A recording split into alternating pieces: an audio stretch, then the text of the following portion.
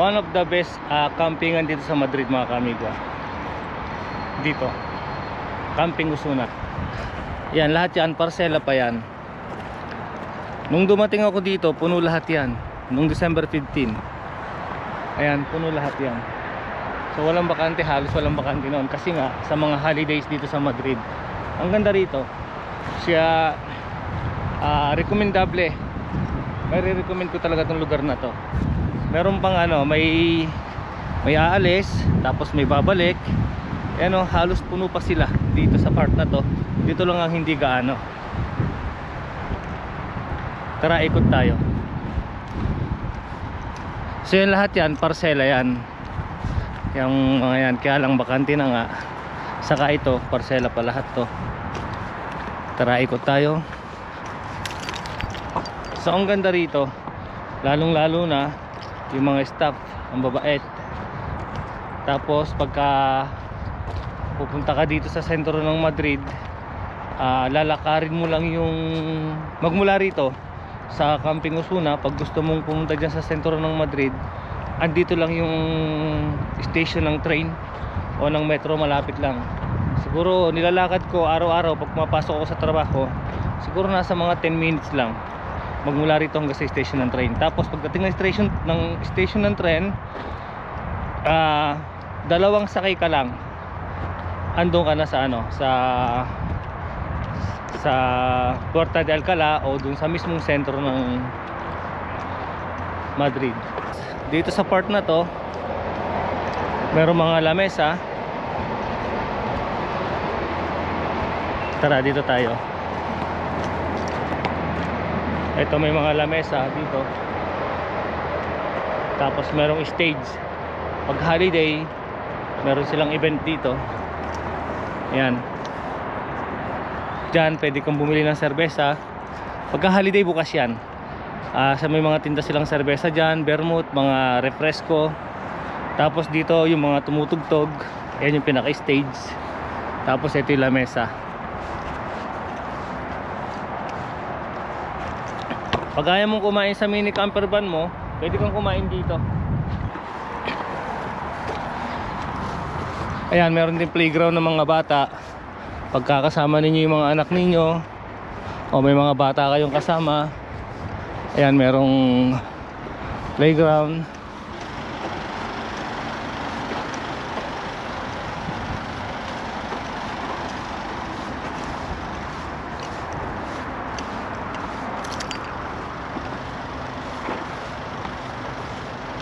Eto, dito naman dyan sila nagtatapon ng mga dumi nila sa karavana nila, no, sa camper van nila. Tapos dyan na rin sila naglo-load ng tubig. Dyan na lahat. Ito, itong lugar na to.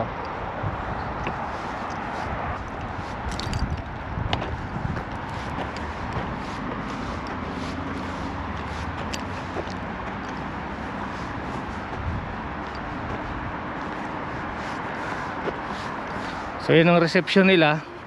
Diyan yung check-in, diyan din yung check-out. Diyan sa loob. Tapos sa loob niyan, merong supermarket. Pagka gusto niyo bumili ng pagkain, meron diyan. Tapos dito naman, meron silang bar. So parang restaurant rin yan sa loob. Yan, may mga lamesa rin diyan. Tapos dito meron din minibar na maliit. Ayan, pwede rin kayong magtumar ng serbesa dyan. Yung CR naman nila rito, the best. Alam niyo kung bakit. Kahit nag-i-snow, minsan kasi nag-i-snow dito, sobrang lamig. Ito naman yung CR. Ito yung CR ng mga babae. Tapos dito naman yung hugasan ng plato. Malaki to. Tapos dito yung laban. Hola. Diyan yung labahan, dryer. Tapos dito naman yung CR. Yan, marami yan. Ito yung CR lahat yan. Tapos itong showeran, may magsha-shower. Ang dami rin yan. Tapos dito kayo mag-toothbrush o maghugas ng kamay. So ito yung paborito kong pinupuntahan pag naliligo. The best. Alam niyo kung bakit? Kahit super lamig dun sa labas, kahit nag-i-snow, isang pindot mo lang yan, labas agad yung tubig na mainit. Talagang mag-i-enjoy ka sa paliligo kahit super lamig. Ang problema mo lang, paglabas mo dun sa labas, iyon malamig. Kaya kailangan, bago ka lumabas, o bago ka pumunta dito, kailangan may naka-jacket ka na. Sa labas na tayo. Adios. Adios. Yun, may naglalaba ron. Tapos nagda-dryer. Kompleto. Ayan yung entrance. Reception. Tapos yan. Diretso na yan. Ang kagandahan nito, malapit ka rito sa park na na malaki. Super laki ng park na to. Dito sa ang pangalan ng park na to, Juan Carlos I. Diyan. So karamihan din ng mga nagka-camping dito, napapansin ko, pag pumapasok ako sa umaga, napapansin ko, nagja-jogging sila dyan. Nagbabike, kasi karamihan, kung malalaki nga yung RV nila, yung mga pang-camping nila, kung malalaki nga yung mga camper van nila, yung iba may mga dalang bike. So nagbabike sila dyan. Yun nga, saka nagja-jogging. So balik na tayo kay Opel.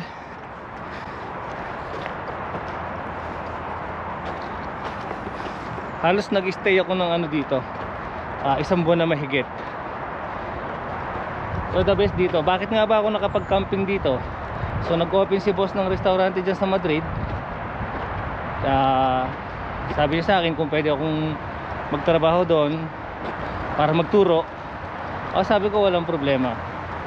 O yun, imbes na yung inaalok niya sa akin hotel, hindi ko kinuha. So, kasi nga meron tayong mini camper van. Sabi ko, doon na lang ako sa mini camper van. Doon na lang ako titira. So ang ginawa niya, binigay na lang niya sa akin yung pambayad ng hotel. Kasi syempre dito may bayad dito. Yung size ng mini camper van ko, medium lang to. So ang bayad nito, it's 30 euro.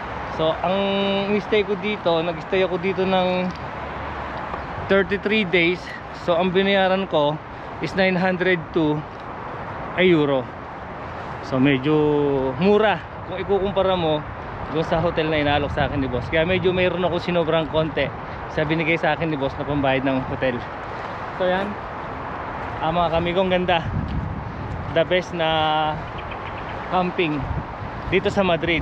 Napakalapit dyan sa sa sentro. Ayan, sa mga mahilig mag-camping na katulad ko, tapos gustong mamasyal dito sa Madrid, may re-recommend ko to, Camping Osuna.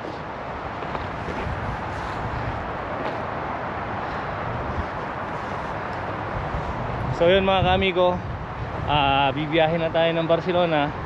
Babalik na tayo ng Barcelona. Naka-prepare na tayo. Dito meron din mga cabin o kabanya na pwede mong arkilahin. Ang gaganda. Ayan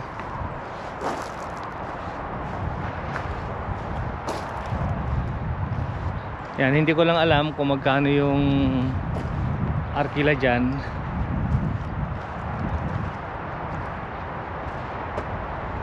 Diba? Tapos meron din dito.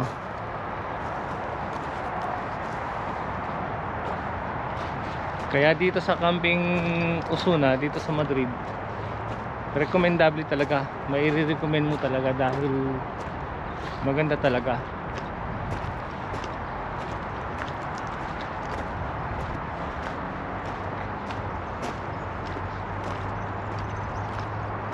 So yun, babalik na tayo ng Barcelona. So medyo mahaba-habang biyahe ito. Siguro nasa kulang-kulang 6 na oras ang biyahe natin pag in-straight natin. Pero syempre kailangan natin ng pahinga.